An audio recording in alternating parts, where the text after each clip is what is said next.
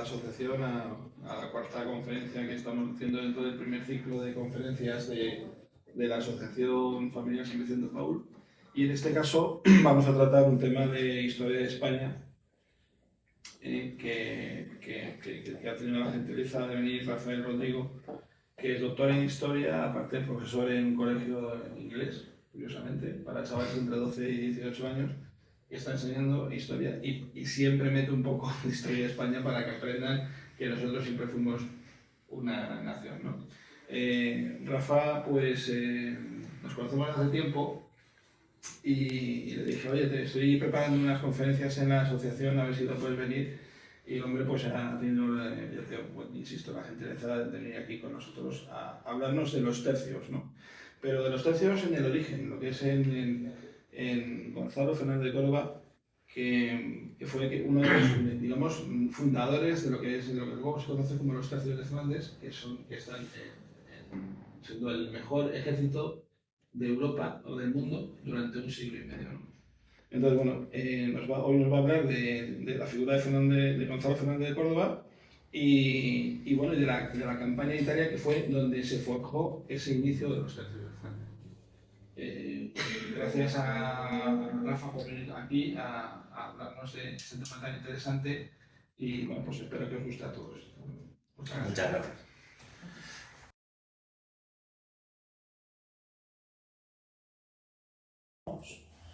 Es muy difícil que tengamos un sentimiento de grupo. Lo he dicho muchas veces, a España nos llegó muy mal y muy tarde la peor epidemia mundial que ha vivido el mundo, que es el nacionalismo, porque literalmente se nos queda corto. Lo nuestro es la hispanidad. Entonces, circunscribir solamente una nación es cualquier persona que haya española, que haya estado en el extranjero, se habrá dado cuenta de lo siguiente, que cuando estás con un grupo de personas que son de otros países, si hay algún hispano, es el término que yo utilizo, más que sudamericano, latino, inmediatamente nos juntamos. Si no hay ningún mexicano, argentino, pero tenemos un italiano, un portugués, pues aquí que más o menos por afinidad estamos. ¿Por qué? Porque tenemos una cultura común. Entonces, lo que definió ese nacionalismo, me lo preguntó hace años Rafa Núñez Huesca. Rafa Núñez Huesca era un periodista de Intereconomía, ahora es el jefe de gabinete de Isabel Díaz Ayuso. Y me decía, Rafa, esto del nacionalismo y tal, digo, Rafa, a nosotros, concepto hispanidad nos ha venido muy mal, porque hemos tenido que construir un relato de una historia sobre un territorio mucho más pequeño y nuestra hispanidad es mucho más grande. Entonces, justamente lo que vengo a contaros un poquito hoy, o sea, como digo a mis alumnos, que no es una clase magistral, que no estamos en la Universidad de Salamanca, que, por cierto, mucho mejor en el siglo XVI que Oxford, Cambridge o algunas otras, era el referente de universidades en el siglo XVI. Hoy no, lógicamente, porque las potencias son otras, ¿vale? Entonces, me interrumpís, me preguntáis, me decís, por comenzar un periodo que tiene a los reyes católicos de inicio y por supuesto que nadie se engaña. Ningún imperio se construye llegando a tus vecinos y diciendo, hola, buenos días, soy tu vecino, soy más civilizado, te unes a nosotros, y por supuesto tu vecino te dice inmediatamente, ahora mismo, ¿qué hay que hacer? O sea, ni desde tiempos, yo estoy con mis niños más pequeños, que son de cuando yo estudié el equivalente a séptimo de GB, y estoy con las primeras, estoy dando Mesopotamia. Entonces, claro, cuando les dices, los reyes de Asiria, de Caldea, y tal, no, a sus vecinos le dicen, hola, soy el rey de la ciudad de al lado. Y, ahora mismo, tío, te cedo mis dioses, te doy mi plata, y te pagamos aquí los impuestos. Cualquier imperio se ha construido primero vía espada y luego vía otras cosas. Por supuesto que los primeros planos son los militares, faltaría más. Luego, nunca jamás vas a tener un imperio si no tienes un ejército que sea de unas características imperiales. ¿Vale? Hoy en día, ¿cuál es el imperio? Pues Estados Unidos. ¿Quién está a años luz? Parecía que el segundo mejor ejército del mundo mundial eran los rusos. Menudo bluff. Deben estar los chinos relamiéndose de gusto. Entonces, ¿quién era el gran ejército cuando aparece el personaje del día de hoy, que es Gonzalo Fernández de Córdoba, que le comenzará a llamar el gran capitán? ¿Quién era el gran ejército? El francés. ¿Y el español? No. Era uno de los tantos ejércitos que pululaban por esa Europa en finales del siglo XV. ¿Qué gracia tiene esto? Pues mira, que estamos empezando aproximadamente en torno a 1474 y nos vamos a ir más o menos con el gran capitán hasta 1510. Y de epílogo os voy a llevar hasta 1536, donde ahí hay un señor que se llama Carlos V. Que es muy majo además. Muy majo, muy instruido, muy culto, muy leído, que hablaba varios idiomas, que estudió en distintos lugares, que era un príncipe del Renacimiento, ¿vale? O sea, esa idea, son todos una panda de atrasados que nunca han sabido nada y por eso, de casualidad, pues tuvieron un imperio, pues nos hubiera tocado a nosotros, a los marroquíes o a los portugueses, no sé, por afinidad de lugar, ¿vale? Entonces, no existe. O sea, si España fue un imperio durante el siglo y medio, fue porque algo de imperial tenían, y si hoy en día es Estados Unidos, es porque ellos tienen algo y nosotros no. Es una cosa muy fácil y muy sencilla de comprender y de entender. Y si el ex imperio era la Unión Soviética, Rusia, y ahora no lo es que habrán hecho algo muy mal y probablemente por eso ahora son los chinos los que están deseando ocupar su lugar. Entonces venimos de una Europa medieval muy fragmentada, con muchos países pequeñitos, donde el único que es un poquito grande y poblado, pues es Francia. Y venimos de unos reinos hispánicos que hay 5. Está Portugal, está Castilla, está Navarra, está Aragón y está Granada. Cuando terminemos este relato con Felipe II, hay un estado, sigue habiendo 4, pero comparten rey, hay 1. Con lo cual, algo debieron hacer bien. ¿Qué debieron hacer bien? Pues lo que vamos a hablar en el día de hoy, batallas, ganar batallas. Luego hicieron otra serie de cosas, que justamente antes de entrar, para mí lo más destacable es que España llegó a América, no solamente llegó, sino que llegó, volvió y empezamos a ir y volver un montón de veces, y lo mejor que les llevamos fueron 2 cosas. Una religión en donde no te comes a tus vecinos, que parece bastante más civilizado, y luego otra, que justamente hablamos en la puerta, que son las leyes de Burgos de 1512. Es decir, los señores que vivían en lo que hoy en día llamamos América, entonces los virreinatos, esos señores de allí eran tan súbditos del rey como un señor que viviera en Pamplona. Ha habido solamente 2 imperios a lo largo de la historia que han hecho esto, los romanos y nosotros. Nosotros porque me siento de alguna manera heredero de la hispanidad historia. Entonces, y probablemente, ¿y por qué lo hicimos nosotros? Pues probablemente porque de alguna manera también somos un poco herederos de los romanos. Ellos cuando conquistaban, por supuesto que conquistaban y hacían salvajadas bestiales, joroba, para eso es un imperio, pero cuando haces eso, luego el punto de después es que les quiero convertir en romanos. Y cuando nosotros fuimos a América y a otros sitios, por supuesto, primero es la conquista, con todas sus guerras y salvajadas, y luego eso, y una vez que estamos, pues entonces vamos a intentar que estos señores sean españoles. Hombre, lo de españoles del siglo XV, que sean hispanos. Eso me decía un amigo hace. ¿Por qué a los estadounidenses les llaman siempre americanos? Digo, coño, porque antes de que os independizaseis éramos todos hispanos. Los de ambos hemisferios éramos españoles. Entonces, para diferenciar ahora, los del norte son americanos y los del sur, para mí, por lo menos, seguís siendo hispanos. Tienen el mismo idioma, misma religión, misma cultura, donde durante bastantes siglos, sí, los 2 últimos, cada uno por su lado. ¿Vale? Pero bueno.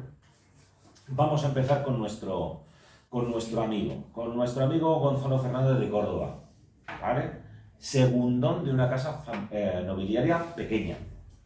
Su hermano es señor de Aguilar. Para que veáis el escalafón, son familia real y de familia real para abajo son duques, condes, marqueses, barones, caballeros, señores. Noble, pero pequeñito.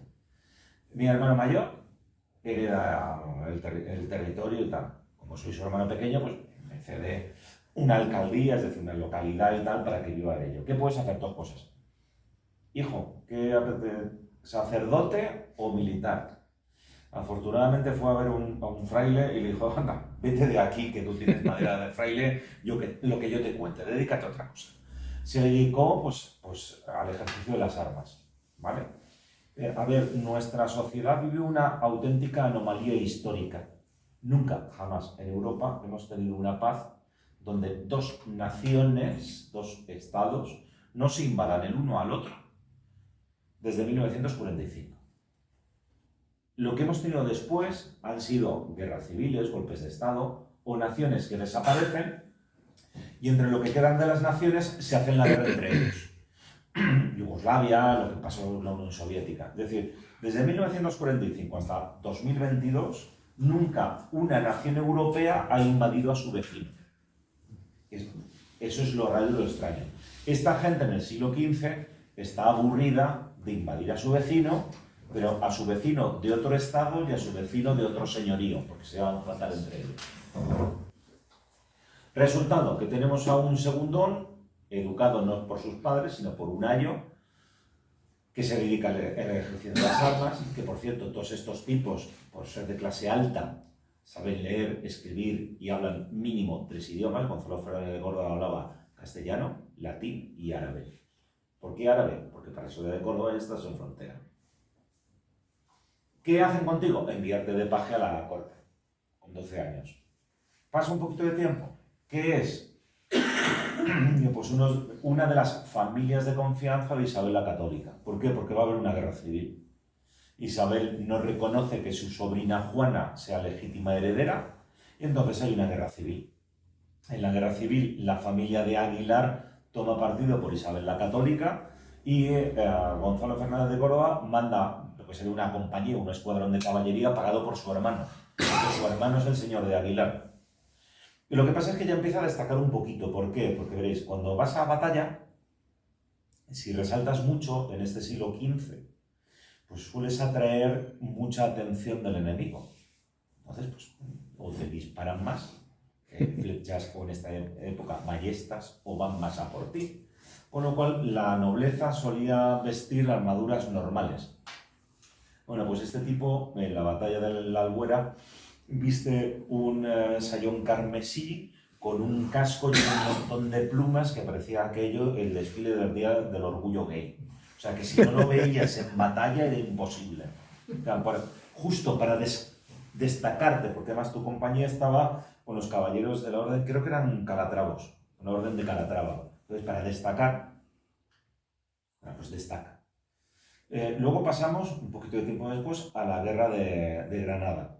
La Guerra de Granada es, ya se han casado los reyes católicos, 1476, ya han heredado los dos tronos, las dos coronas, Isabel la de Castilla, Fernando la de Aragón, 1479, y 2 años después descubren que lo mejor que pueden hacer con aragoneses y castellanos es, en vez de matarse entre ellos, pues terminar la reconquista, que es algo bastante malo.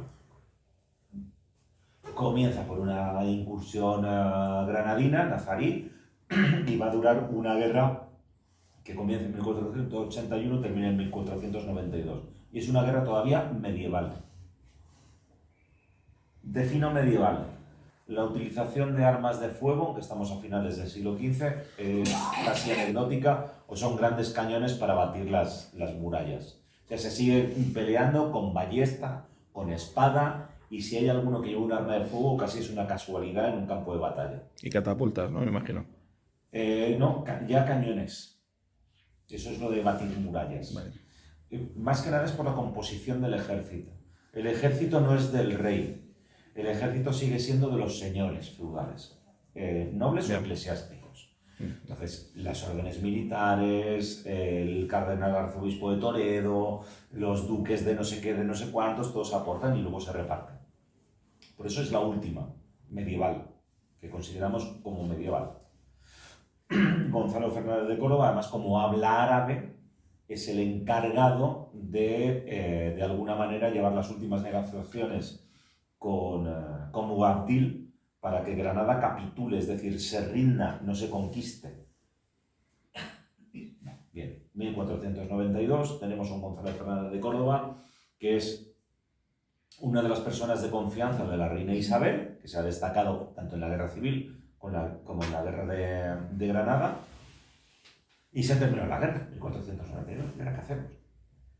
Ya hemos conquistado todo lo conquistable en la península ibérica, o reconquistado, aunque ahora resulta que encima, para jorobarse más, resulta que el término reconquista parece que alguno quiere revisarlo. Hay que llamar reconquista. Me da igual. O sea, los musulmanes no llegaron aquí tampoco repartiendo amor. Llegaron en el 711, el 80% de su ejército seguía siendo cristiano, porque venían del norte de África y eran ex-bizantinos, pero me da igual. O sea, llegaron, se aprovecharon de una guerra civil, conquistaron y luego instauraron una religión que a los señores de la época no les parecía muy rara, porque los visigodos hasta antes de ayer eran de una religión que era de rito arriano. Ellos creían en Dios, no creían en el Espíritu Santo, y Jesucristo era un profeta, tampoco era Dios. Entonces, cuando te traes una religión de Alá es Dios, Mahoma, Jesucristo y Moisés son profetas y no existe el Espíritu Santo, tampoco te extraña inicialmente tanto. Hombre, claro, eso es el 711, porque si nos vamos 1300 años después, pues claro, los ritos han cambiado mucho, no, muchísimo. Pero en aquella época no. Entonces eso es el final de nuestra reconquista. ¿Por qué? Porque dicen desde tiempo de los cronistas del siglo X que si los musulmanes conquistaron el reino de los visigodos, el legítimo heredero del reino de los visigodos son los asturianos, y como decimos en Asturias, bueno, dicen en Asturias que mi madre era asturiana. O sea, Asturias es tierra cristiana y el resto tierra conquistada. Dices que, lógicamente, tú también tienes un cierto derecho. Nunca puede ser una guerra sin aducir algún derecho. ¿Quién ejerce el derecho final? El que vence en la guerra. ¿Quién tendrá razón en la guerra de Ucrania? El que vence en la guerra de Ucrania. Cada uno tiene sus filias, sus fobias, prefiere unos, los otros, el que usted prefiera, me da lo mismo. ¿Quién dirá al final que tiene razón? El que se quede con el territorio. Bueno, pues estamos en 1492. Después de no sé cuántos siglos, castellanos, portugueses y aragoneses matándonos, decidimos que tras conquistar a los musulmanes de Granada, aquello se acabó. ¿Y ahora qué? Entonces Fernando el Católico tiene una idea. Dice, ostras tú, mi antecesor, Alfonso V el Magnánimo, conquistó Nápoles. Y como era típico en la Edad Media, cuando moría el padre, se dividían los territorios, vamos, como si fueran casas. El hijo mayor se quedaba con la parte principal, pero a los hijos pequeños les dabas alguna casa. En este caso era un territorio. Pues cuando muere Alfonso V de Aragón, reparte entre sus hijos. También como reparte entre sus hijos, a uno Aragón y Sicilia, y al pequeño le dejamos Nápoles. Y entonces el rey de Francia, enemigo tradicional de Aragón, decide invadir Nápoles con ayuda del Papa. El Papa en aquel tiempo no deja de ser, además de cabeza de la Iglesia Católica, un príncipe más, con sus estados y sus intereses políticos y sus alianzas de un lado y del otro. Pues decide apostar por los franceses, y los franceses deciden invadir primero Milán y luego avanzar sobre Nápoles. Como en aquellos tiempos tener dos ejércitos era impensable, cuando tienes solamente uno, tienes que firmar alianzas. Y en la parte que nos afecta a nosotros, firma una alianza con el rey de Aragón, España, Fernando el Católico. Es un acuerdo, el acuerdo de Barcelona, por el cual se le devuelven dos condados que hay al otro lado del Pirineo, que son el Rosellón y la Cerdaña, a cambio de que Fernando el Católico permanezca neutral en la guerra. Porque la guerra va contra miembros de su propia familia, pero de otro estado, que es Nápoles. ¿Qué ocurre? Pues que el rey de Francia invade Milán, le va muy bien, y el problema es que le va tan bien que marcha sobre Roma. Y al que ya no le va tan bien es al Papa. Pero Fernando el Católico tiene firmado un acuerdo. Y en aquella época la gente respetaba su palabra. Yo no sé si era Groucho Marx o algún político de 2022 que dice, estos son mis principios y si quieres tengo otros, o lo que me digan mis asesores electorales, que qué es lo que me dan más votos. Tengo que decir, mira, estos son mis principios, si quieres me votas y si no, pues hijo, pues seré un partido más pequeño o menos pequeño, pero mis principios no se cambian. Ahora, si lo que tú estás haciendo es cambiando principios cada 2 por 3 porque te dice un asesor, te da 200.000 votos y dices sí o no en tal aspecto. En esta época la gente cumplía sus pactos. ¿Quién es el único que puede liberarte de un pacto firmado? El Papa. Luego, ¿qué ocurre? Vamos ya a la Primera Guerra de Italia, que es así como la más molona. ¿Por qué es la más molona? Porque es un desastre. Entonces llegó el gran capitán y ocupó todo Nápoles. No, llegó el gran capitán y le dieron hasta en el carnet de identidad. Lo que pasa es que era un día listo y aprendió. ¿Vale? ¿Qué pasó? Pues mira, había un rey de Nápoles. Os ahorro los nombres, ¿vale? Pero vamos, el rey de Nápoles directamente se rinde a los franceses y a cambio de una buena suma se marcha al exilio o al rey emérito. Le deja el trono a su hijo. Tanto el padre como el hijo le piden ayuda a su familiar, Fernando el Católico. Ayúdanos, somos de la misma casa, de la misma familia, nos están invadiendo los franceses. Fernando el Católico dice, ya, sí, ¿y paga la guerra? ¿Quién? Yo no, me acabo de dejar un pico conquistando Granada. ¿Quién paga la guerra? Nos interesa a vosotros. Dice, mira, pues la pagas tú, las tropas las recluto yo y además me cedes 5 ciudades en el sur de Italia. Porque Sicilia ya es mía. Entonces, 5 ciudades estratégicas. Pagas tú a las tropas y yo te envío al ejército y te ayudo. Dice el primer rey de Nápoles, ni de coña. Dice su hijo una vez que su padre está en el exilio y él refugiado en Sicilia. Tío, oye, lo que dijo papá, yo pago. ¿Vale? Eso es cuando aparece por primera vez Gonzalo Fernández de Córdoba mandando un ejército. Hay una guerra en Italia del sobrino de Fernando el Católico. Recluta tropas. ¿Y a quién reclutas? Al ejército que estaba en España, ¿no? A los veteranos de África, a los veteranos de Granada. Claro. Estamos en Granada, termina en el 92. Son 96. Y estamos en 94, 95. Vale, entonces, ¿a quién reclutas? Oye, ¿tú te acuerdas de aquel? O sea, pongo acento de supuesto andaluz. ¿Tú te acuerdas de aquel, de la familia aquello de los Fernández que repartían hostias como panes de los... Uy, sí, wow, pero aquel murió en la batalla de Motril, tú. Y los otros, les puedo avisar porque son... Lo que recluta son los veteranos que han hecho la guerra de Granada, que en su inmensa mayoría son o andaluces o de la zona. Y son los conquistadores posteriores. Claro, o sea, por eso lo de Gonzalo Fernández de Córdoba y a quien recluto y a quien llamo, a los que he conocido inicialmente en las campañas de Granada. ¿Por qué? Porque ahora sí pasa un ejército moderno, no medieval. El ejército es del rey. No es el ejército del duque de no sé qué, ni del conde de no sé cuántos, ni del arzobispo de no sé qué. Sino que es el ejército de su majestad, el rey Fernando el Católico. ¿Por qué? Porque a Castilla, Italia no le interesa y es un tema aragonés. Entonces, la política exterior por ahí la lleva Fernando. Eso luego al final va a tener su miguilla y su cosa. Primera recluta, unos miles de hombres, os ahorros irán 2.000, 4.000, no sé cuántos de infantería. Un grupo de veteranos más o menos importante para lo que es un ejército de finales del siglo XV.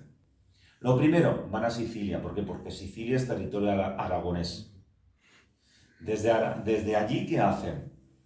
Desembarcar en el sur de Nápoles, porque va el nuevo rey, que recluta también a su propio ejército, y presentan por primera vez batalla a los franceses. Y resultado, Bayern de Múnich 8, Barcelona 2. Resultado, un desastre. ¿Por qué? Porque el ejército castellano no tiene costumbre de pelear contra un ejército como el francés. ¿Cómo es el ejército del francés? De caballeros acorazados y armados. ¿Qué costumbre tiene el ejército castellano? De pelear contra musulmanes armados a la ligera. Muy poquita batalla campal, mucha escaramuza, golpe de mano, conquista de no sé qué. No. Ahora, el rey de Nápoles, que para eso es rey, decide que hay que presentar batalla, se presenta batalla y cuando la batalla nos retiramos. Por cierto, en aquella época, si eres profesional, te retiras y no te matan.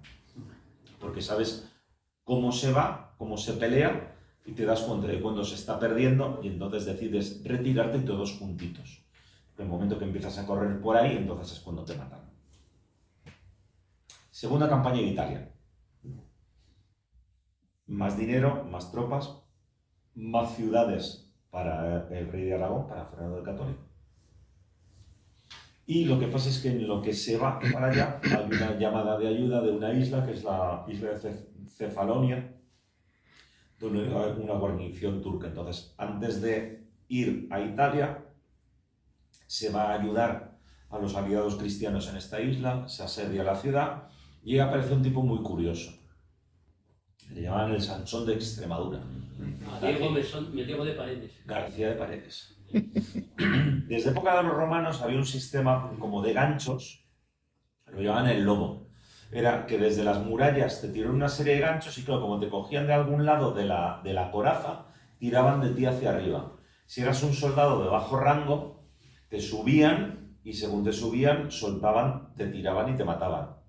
Cuando capturabas a alguno de los capitanes, los subías para luego pedir rescate. Bueno, pues el animal de bellota este, nunca mejor dicho, estuvo él solo 3 días resistiendo en una esquina de la muralla a cuanto Genízaro se le acercaba. 3 días después, derrengado, sin comer, sin dormir y sin beber, pues entonces dijo, vale, me rindo. Se rindió, luego capturado en la ciudad, fue liberado y fue a su vez intercambiado. Esto es lo de siempre. Si tú tratas bien a uno de mis capitanes, cuando yo te conquiste, trataré bien a parte de los tuyos. Si tú no tratas bien a los míos, a vosotros tampoco. Es una cosa muy fácil y muy entendible. Es derecho de guerra. El derecho de guerra que esta gente entendía muy bien es, si yo te conquisto, tú eres mío. Y yo puedo decidir sobre ti lo que yo quiera. Te puedo matar, te puedo esclavizar, o puedo dejarte libre porque me has creído simpático o no. De ahí nos vamos a la Segunda Guerra de Italia. Entonces, el gran capitán que ya ha aprendido de la primera, decide que lo de enfrentarse en batalla campal con los franceses es descartado. Que vamos a hacer como en Granada. Golpes de mano, pequeños asedios, emboscadas, aliarnos con la población local, alguna defensa de alguna ciudad o castillo. Ya, la guerra va más en esos términos, no de batallas campales. Ahora, también es cierto que cuando estás asediado estás aburrido como un hongo, porque aunque las películas molan mucho, eso que parece cuando ves una peli que están todo el día saltando a la ciudad, los asedios solían consistir en nosotros nos quedamos fuera, hacemos un primer asalto y si fracasa, lo inteligente es quedarse fuera y matarlos de hambre. Pasa mucho tiempo, estás aburrido, pero eres noble. ¿Eso qué significa? Que quedas a cenar con los enemigos. Y entonces hay cenas entre españoles, italianos y franceses. Declaras una especie de tregua, te reúnes todos hablas una especie de lengua franca y si no recurres al latín. Y total, o sea, empiezas allí a vacilarte un poco, pues en la batalla no sé dónde, es verdad, a ti te capturé en no sé dónde. Bueno, tu padre, es verdad, tu padre mató a mi padre en la batalla de no sé qué. Te tenía yo ganas, ya te tengo fichado para la siguiente. Bueno, pues dicho esto, hay una cena, y en una cena, pues claro, cuando empiezas a tomar un poco más de vino, te vienes arriba, por muy noble y educado que seas. Y entonces los franceses vienen a desafiar a los españoles que ellos son mejores. Dice, sí, tú y cuántos como tú. Dice, 11. Dice, vale, 11 contra 11. O sea, pero lo de 11 contra 11 no es fútbol. es 11 contra 11 a caballo y con todas las armas que puedes llevar encima, salvo las de fuego, que no son honorables. Entonces, se hace literalmente un campo de juego, hay un árbitro, no necesitan matarte, sino es como cuando juegas al paintball, o sea, si te da aquí el y tal, estás muerto, entonces hay un árbitro que te dice y pillan al García de Paredes. Bueno, el García Paredes dice que va o les mata a todos. Y dice, tío, estás herido. Dice, o sea, da igual, macho, o sea, yo, aun herido, valgo como 3 de vosotros. Le tuvieron que sacar a rastras del campo de juego, porque decía que el árbitro había hecho trampa y que no era empate, sino que era victoria española. O sea, pero literalmente trincó entre 3.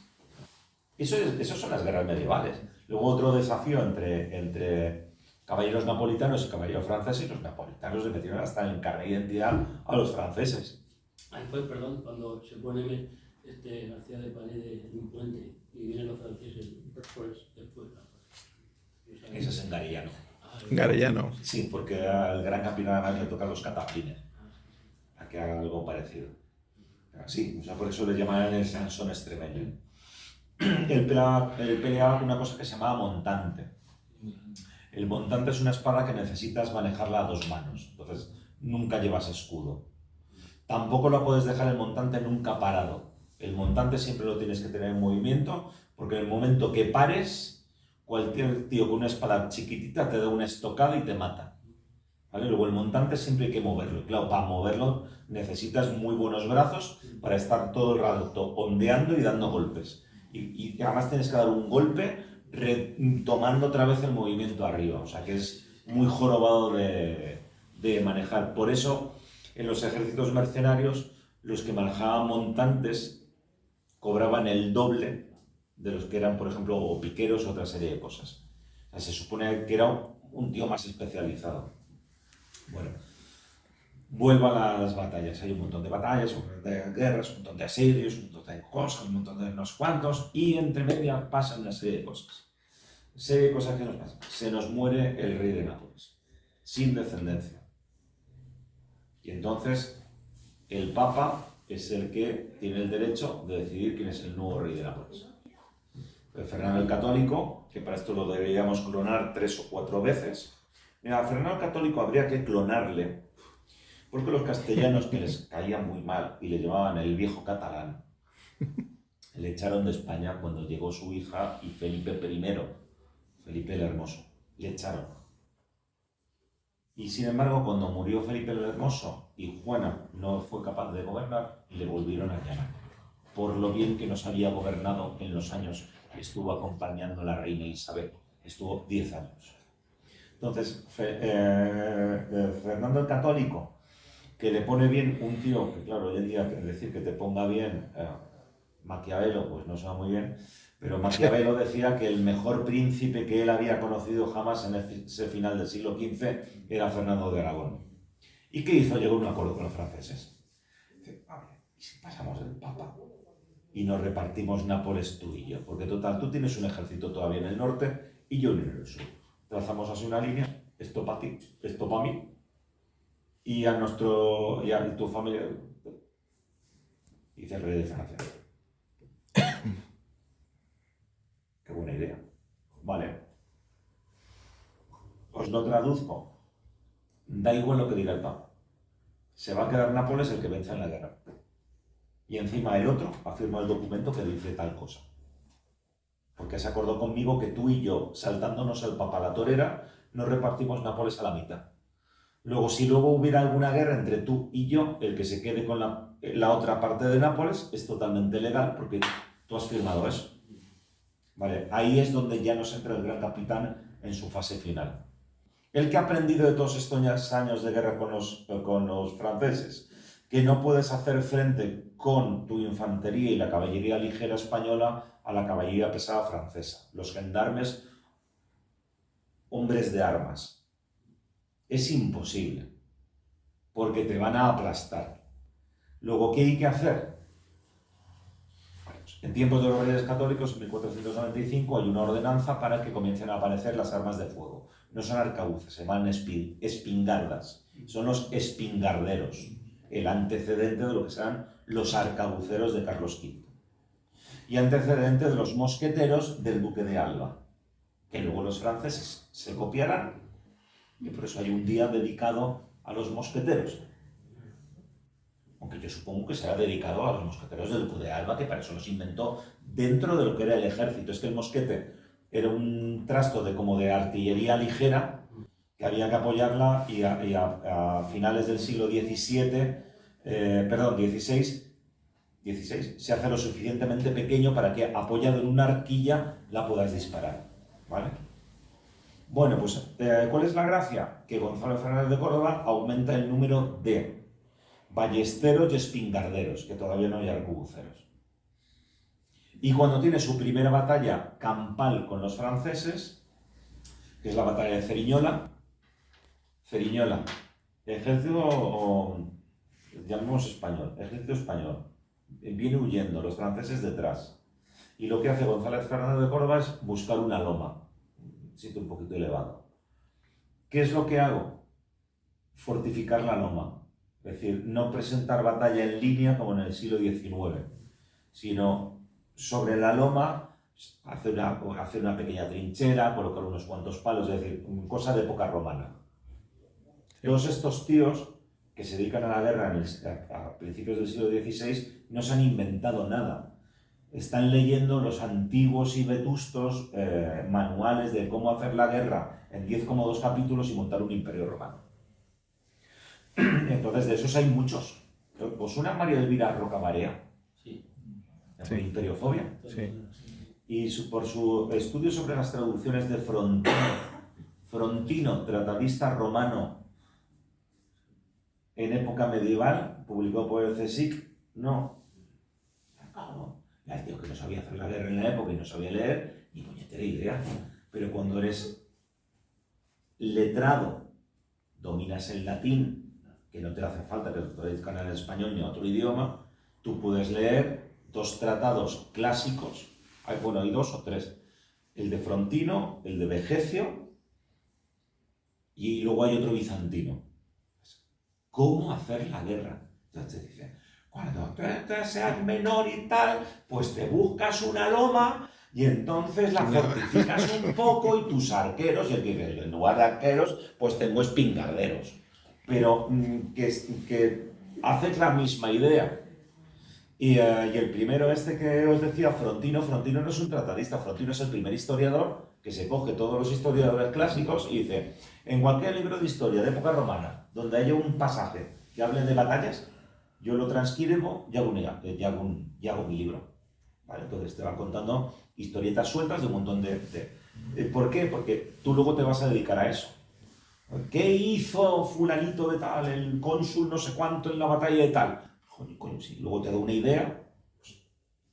¿Qué ocurre? Que cuando los franceses cargan contra la posición española se encuentran que hay una trinchera y la trinchera tiene picas.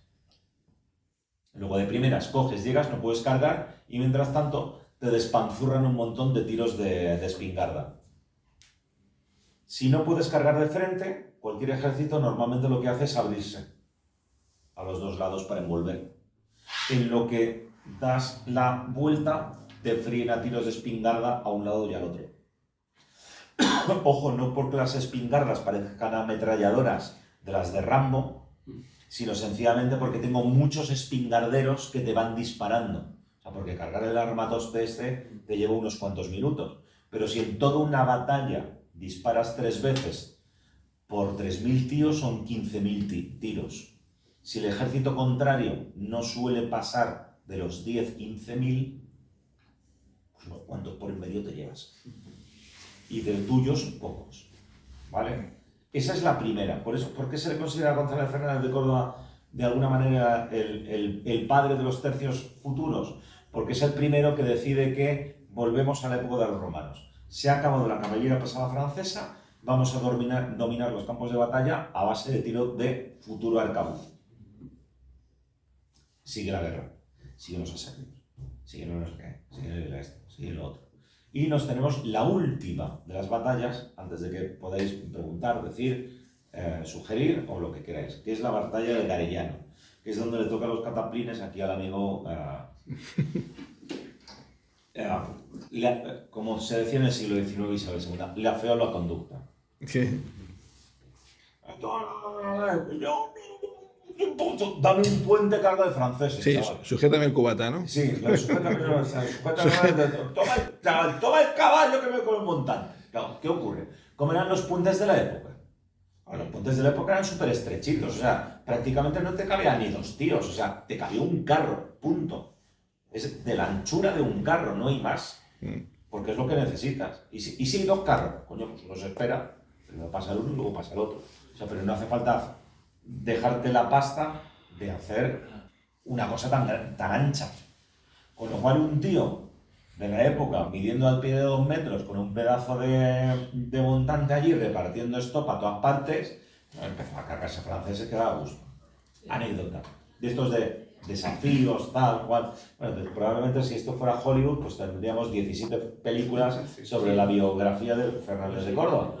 No, como bien decía Esparza hace años, la primera vez que fui con él a la tele, me decía de broma en el programa que tenía, decía, sí, uno de los redactores dice, sí, es que para ser cineasta español tienes que haber hecho una película de guerra civil, porque debe ser materia troncal. O sea, si no haces película de guerra civil española, o sea, no hay cosas para hacer guerra civil española. Y si es la vaquilla, joder, qué buena es la vaquilla. Sí, sí.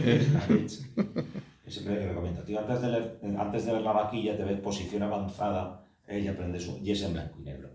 Y es bastante mejor. A ver, la vaquilla es entretenidísima, como película de comedia. Sí, ya está. No tiene otra fin. Bueno, ¿qué ocurre? Veréis, normalmente la gente civilizada, es decir, nosotros, no hacemos la guerra en invierno. Hace mucho frío. Está jugando en casa. En la guerra, ¿cuándo se hace? Los primeros meses de primavera, cuidado, era en verano, porque además se ha terminado la siega y tienes más soldados para reclutar, y se acaba cuando es periodo ya de empezar a sembrar, porque la gente se pide a su casa. Luego, en un periodo que como mucho iría desde mayo a octubre, son los periodos básicos para hacer la guerra. Si se te pasa el mes de octubre-noviembre, pues haces como Julio César, la guerra de las Galias, te montan unos campamentos para pasar el invierno y a punto de no sobrevivir porque te mueres de hambre. ¿Y qué hace Gonzalo Fernández de Córdoba? Quedarse allí en primera línea sobre el río Garellano, los españoles al sur, los franceses al norte. ¿Quién ocupa peor posición? Los españoles, porque es zona más inundable. ¿Quién ocupa mejor posición? Los franceses, porque la zona norte del Garellano, o la orilla derecha, está en un poquito más de altura. Y claro, cuando te metes en estos tiempos, llueve más, inunda más, y en el campamento, es decir, en la tienda de campaña, se te inunda y no puedes dormir. ¿Cuál es la gracia? La gracia es que los franceses, totalmente confiados, una noche se desayunan con que los ucranianos han tirado un puente de pontones por la zona sur del Jersón, han invadido toda la zona ocupada por las tropas rusas y han llegado hasta Sebastopol. Me cambio de siglo, ¿no? Sí. Los españoles levantan un puente de pontones de barcas en el lado derecho alejado de donde están los franceses, les envuelven y del Garellano se marchan corriendo hasta la ciudad de Nápoles y de ahí pillan unos barcos y se van a París. Eso es lo de la guerra. Desde tiempos inmemoriales se basa en dos cosas. A, los malos, los buenos, a por los malos, de frente. No funciona. Busca un flanco de los malos. El primero que consiga flanquear al contrario probablemente haya ganado la batalla, campaña o guerra. ¿Cuál es la gracia del Gran Capitán? Pues que eso consigues hacerlo fuera de época de guerra, contra el mejor ejército de Europa de la época, que te ha dado hasta en el carnet de identidad en la Primera Guerra de Italia, y que en la última lo que consigues es que desalojen todo Nápoles, que llegues a la capital, que conquistes a Masgaeta, que es el puerto, que llegue el Papa, que te bendiga, que diga que eres estupendo, y luego la mentira histórica, pero que mola mucho, de las cuentas del Gran Capitán, que puede decir millones de ducados. Entonces, Fernando el Católico le envía a Gonzalo Fernández de Córdoba una explicación. ¿Y la guerra? ¿Cuánto ha costado? Porque hay una cosa que se llama funcionarios, y los funcionarios son burócratas. Y cuando llegó un tío, Juan Sebastián Elcano, lo primero que le preguntaron en la aduana de Sevilla no es ¿tú de dónde vienes? O sea, lo que habéis hecho es bestial, que tío más no sé qué, sino, a ver, usted en el puerto de salida dice que carga tantas toneladas de clavo y aquí me faltan 7. Casi se lo cargan. Entonces, aquí entre medias, ¿dónde están las 7 que faltan? Tú le tratas de explicar al funcionario que es que el clavo se seca, entonces pesa menos. Pues esto es lo mismo, ha terminado la guerra, ha habido unos fondos, se han repartido los fondos, ¿cómo? Probablemente la carta de los 100 millones de ducados en picos y palas no existiría jamás, pero sí es una forma de decirte, no me toques las narices con los funcionarios que te acabo de conquistar un reino. 1506. ¿Y qué pasó a partir de entonces? Que se colapsó totalmente la estrella del gran capitán. ¿Por qué? Porque quien muere en 1506 es Isabel la Católica. Y Fernando ya no es rey de Castilla.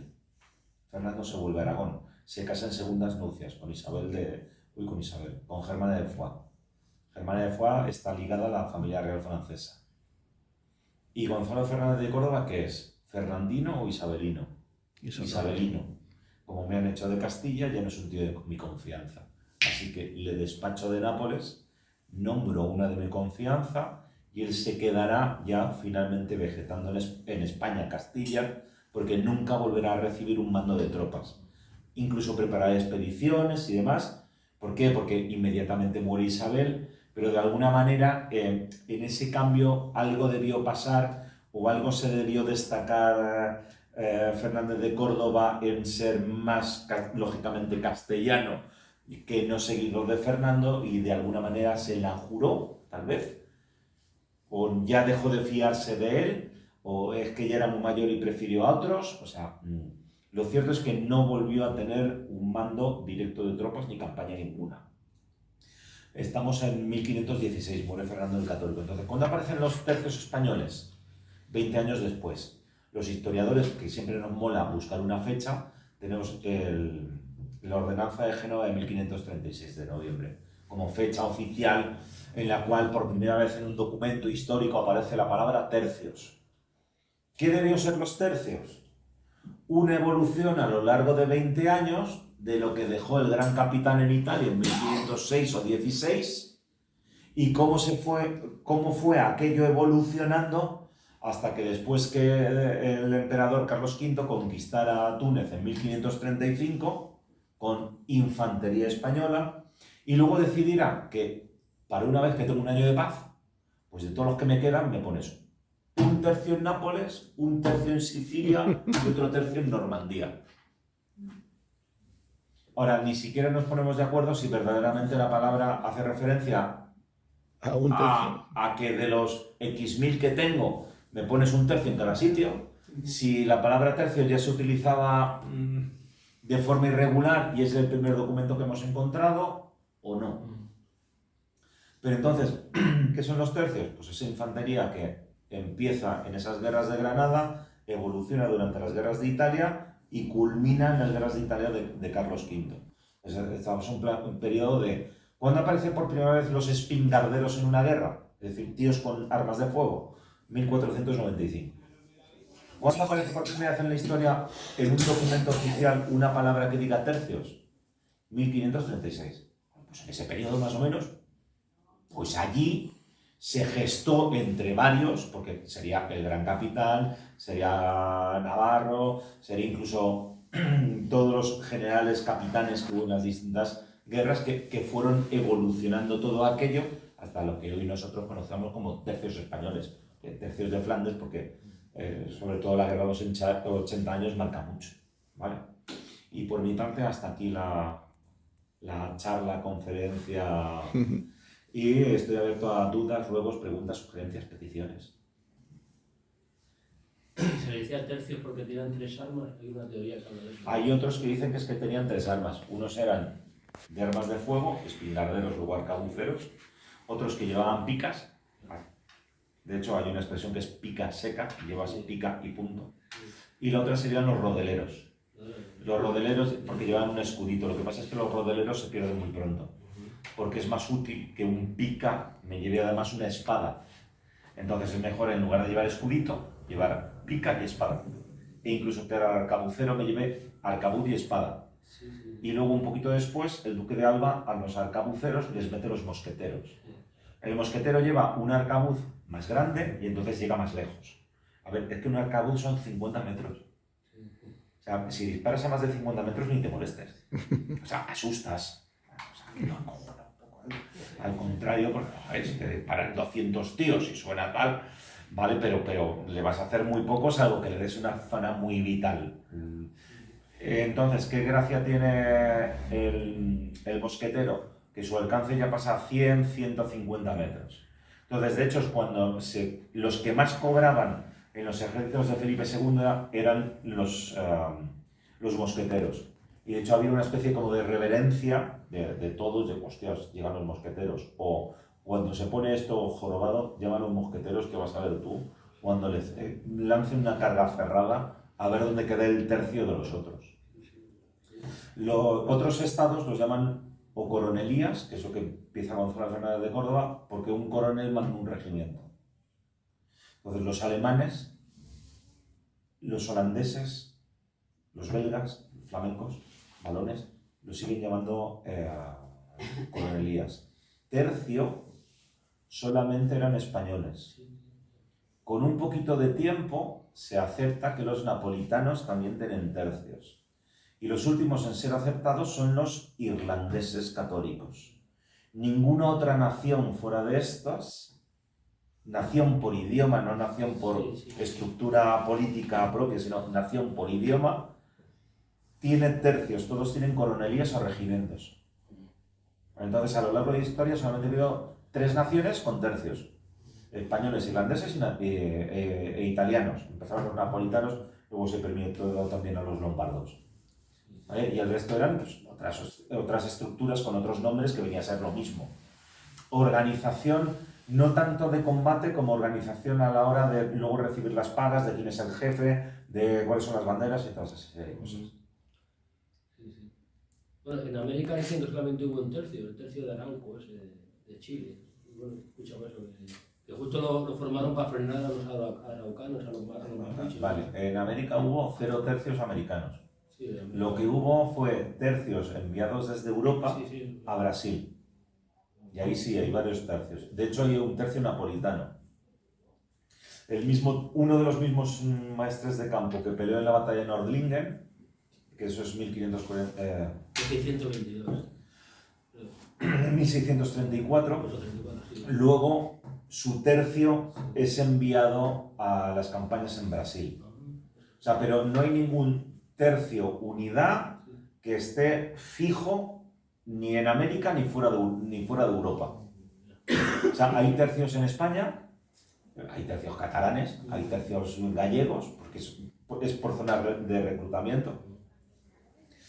Hay tercio siciliano, napolitano, lombardo, valones, irlandeses, pero no hay ningún tercio que me vaya yo fuera de lo que es Europa. Lo que hay es soldados veteranos que han estado en los tercios y luego se van para allá. O sea, Legazpi, veterano. Pizarro, veterano de ida y de vuelta además, porque luego estuvo en el fracaso ante Argel en 1541. También estuvo Hernán Cortés ahí, ¿no? Cortés también. Entonces no es tanto que seamos un tercio, sino que nosotros hemos coincidido en una unidad militar y entonces cuando buscas fortuna al otro lado del Atlántico, ¿y tú dónde estás?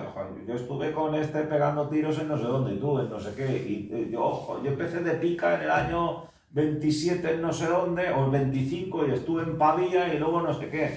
Joder, ¿qué haces aquí con el Pizarro este, tío? Pues que han pasado 20 años y vengo aquí a hacer oro. Y cuando se acaba eso, ¿dónde te vas? Me voy con Legazpi, que dice que más allá la China que es muy rica también. Entonces, eres veterano y sabes de alguna manera el cómo te mueves en combate. O sea, es que la gracia del tercio, a ver, es que hemos transformado tercio en soldado español. Tercio, unidad sobre todo administrativa, de pagar, de tener tus estructuras. Soldado veterano, eso es otra cosa. Basta que nos juntemos los que estemos aquí, podemos ser 10, 15, 20 o 53, pero si los 53 tenemos experiencia de haber estado peleando, tú sabes cómo te pegas el hombro, cómo no te pegas el hombro, cómo está colocado el tío de al lado, si te descubre un flanco o no, o si sabe o no sabe. Y luego otra de las gracias de los soldados españoles y de los tercios, es que eran cuando las cosas se ponían jodidísimas, los que el grito era veteranos al frente. Porque como pongamos delante a los novatos que no saben de qué va la historia y entren en pánico, nos arrastran a todos. Claro. Entonces, los veteranos nos ponemos por delante y los jovencitos os ponéis detrás, aprendéis de qué va esto y sobre todo no entréis en pánico, porque para eso estamos los abuelitos delante repartiendo mucho amor al francés. Estopa. ¿Alguna pregunta más? Luego ya los tercios enmarcados es el tema de Lepanto. No, los tercios embarcados es que ahí también pasa lo mismo. O sea, cogió el rey Juan Carlos y en el año 80 y algo decidió la Armada Española que hay una formación de unos tercios del mar y que eso es el origen de la infantería de marina. Entonces, ¿qué ocurre? Que, mira, tío, que tú puedes pelear dentro de un castillo, a campo abierto, metido dentro de un río o subir una galera. O sea, eres multiusos. Sí. Lo que ocurre es que llega un momento determinado que hay compañías, que no tercios, en Nápoles, porque hay muchas galeras, que comienzan a ser de forma sistemática repartidas en las galeras. Están las galeras de Sicilia o las galeras de Nápoles. Cada reino tiene que mantener las suyas. Cada virrey manda las suyas. Y entonces en un momento determinado el virrey dice, es que tengo que estar pidiendo todo el rato compañías de infantería, entonces mejor me creo las mías para mis galeras. Pero vamos, o sea, es que lo de los tercios embarcados es que directamente si te vas a conquistar, intentas conquistar Inglaterra, llevas tercios embarcados. Si te vas a conquistar las Azores, llevas tercios embarcados. Lo que pasa es que hay una dotación que comienza a ser ya constante de hombres de armas dentro de los barcos. Y de hecho hay una diferencia. Los hombres de armas, los hombres de la armada. Los de armas, lo mismo, tú una pica de 3 metros, 4, no la puedes utilizar en un barco. Se utilizan medias picas. Claro. Y una palabra española que me encanta. Están cayendo chuzos de punta. ¿Y qué es un chuzo? Una cosita así pequeñita que tiene punta y tal. ¿Y qué se utiliza? En un barco. ¿Y eso qué sirve? Bueno, para repartir amor a los sarracenos, que vamos, que da gusto también. Entonces, ¿qué ocurre? O sea, y si llevo una galera, que es básicamente mucha gente de remo, lo que llevo es unos poquitos tíos soldados, que lo que hago es que cuando me arrimo a la galera del otro, le tiro 15 pelotazos de arcabuz y literalmente arraso la cubierta. O sea, porque es que el arcabuz es un chinfurri así que dispara pelotas de este tamaño. Y claro, si metes 2 galeras juntas, estás disparando, vamos, a 3,5 metros del tío de al lado. O sea, atraviesas casi 3 de una. Y los musulmanes, los sarracenos, los berberiscos, llamadlo como queráis, son más tradicionalmente utilizan arco y flecha. Flecha, sí. No tanto arma de fuego. Entonces, de alguna manera, la gracia que tiene la Armada Española durante este siglo y medio es que la capacidad que tiene de abordaje es bestial. Porque apenas dispara hasta que el barco está muy cerca. Eso sí, cuando está cerca, o sea, te descoborcia tu barco y te barre la cubierta. Entonces había 2 formas de pelear hasta el siglo XVII, que era a la galana, a distancia, a cañonazo, y si atizo a alguno bien, y si no, buena suerte, pero no me arrimo mucho, y a la española. Sí. Y la española era directamente, cojo mi arrimo, al abordaje. te suelto una andanada y te dejo en el sitio, y luego ya te abordo. Sí, sí. ¿Vale? O sea, va más por ahí. Luego quería resaltar otra cosa de los tercios que nos ha llegado hasta nuestros días. Muchas frases y palabras que viene de los tercios, por ejemplo, es una bicoca, Sí, en San Quintín, se baila en San Quintín. se montó la de San Quintín. Te mandó a la porra son los tercios. Marcharse con cajas destempladas. Y sí, muchas frases, ¿no? Que Me vienen importa un pito. todo eso viene de los tercios, ¿sí? Está, Me no importa sabe. un pito. Los pífanos, Sí, sí. los chavalitos que tenían 12 años, eran los que menos cobraban y los que menos valían. Me importa un pito, o sea, vale menos que la vida de un pito. Sí, es verdad. Marcharse con cajas destempladas es cuando habías resistido bien el asedio, el asediador te concedía que podías salir con tus banderas y tocando tambores. Ah, sí. Cuando habías sido un cagao, Sí. pues entonces decían, las cajas, los tambores y los destemplas, les quitas las cuerdas y aquí no suena ni un tambor ni un nada. O sea, te vas con el rabito entre las piernas y te vas para allá. El vete a la porra, que ya es de época romana, es que el sargento mayor, que solamente había uno por tercio, que era el que repartía disciplina, plantaba la porra, que era donde se repartían las órdenes. Sí, sí. O sea, viene a ser un significado, o sea, déjame en paz, tío, yo no sé nada. Vete allí, vete a la porra, coño, y pregunta. O sea, yo qué sé, pregúntale al sargento mayor, ¿a mí qué me cuentas? Luego los españoles eran muy especialitos en los tercios. No les podías ni dar golpes, ni faltar el respeto. Solamente les podías llamar la atención mediante espada. Les tenías que dar como un pinchacito. O sea, pero si en público en una batalla tu sargento o tu capitán te faltaba el respeto, terminaba la batalla, le sacabas la espada y decía, ¿que me has llamado qué? O sea, pero si te venía que te calles. O sea, y le metías un pinchacito. Eso, bueno. O sea, tienes todas esas.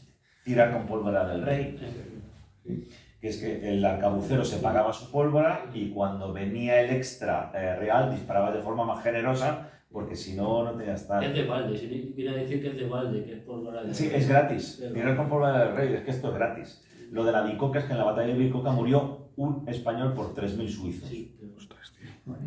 3.000 a 1, no está mal. sí. Duró la batalla 1 hora en sí misma. Qué pasada. Estaban subiendo una loma, ¿no? Subieron una loma, y los tíos cargando a la barda y a pica, y los españoles durante la hora que subieron les estuvieron descerrajando tiros de pelota de arcabuz hasta que dijeron ya, basta ya. O sea,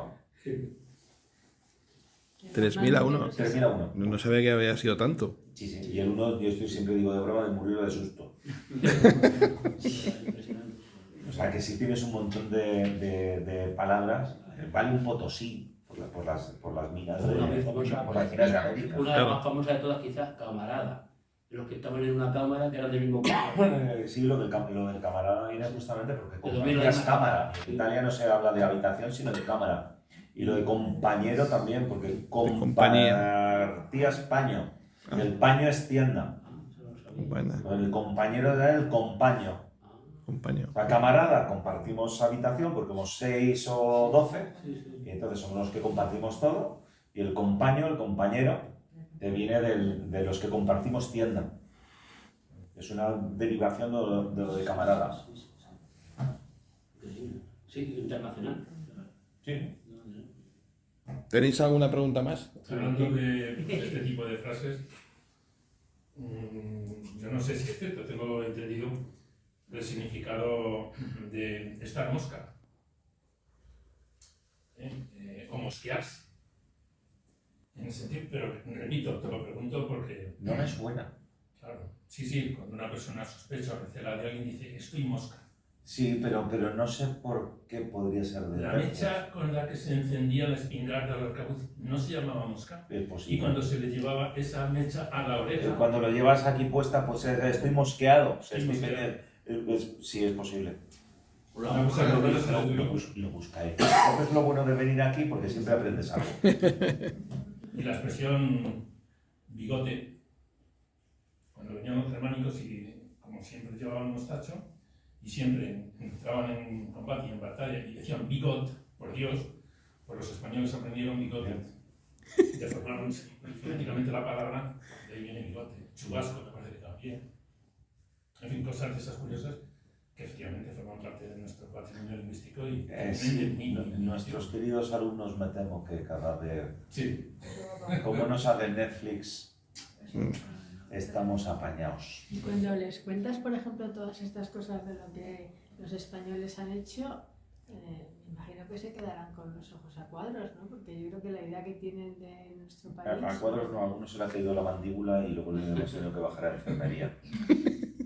Claro, ¿por qué? Porque no sabes, por eso os decía al principio lo de cuál es la gracia de compartir una historia común que haces grupo.